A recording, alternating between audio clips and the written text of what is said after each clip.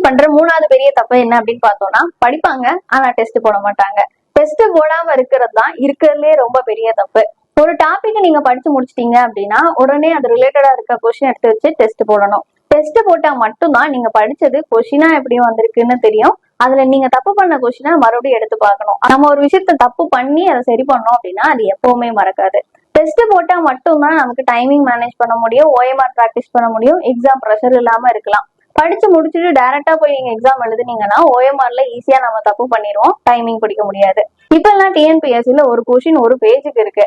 இந்த மாதிரி ஒரு டெஸ்ட்லயும் நீங்க பண்ற தப்பெல்லாம் சரி பண்ணீங்க அப்படின்னா காம்படிட்டிவ் எக்ஸாம்ல ஈஸியா நம்மளால கிளியர் பண்ண முடியும். ரிவிஷன் பண்ணிட்டு டெஸ்ட் எழுதணும்னு நினைக்க கூடாது. டெஸ்ட் வச்சுதான் நீங்க ரிவிஷனே பண்ணணும். இதுக்காக நம்ம கரூர் மயிலர் அகாடமில school book wise test, syllabus wise test, topic wise டெஸ்ட்னு தனித்தனியா டெஸ்ட் இருக்கு.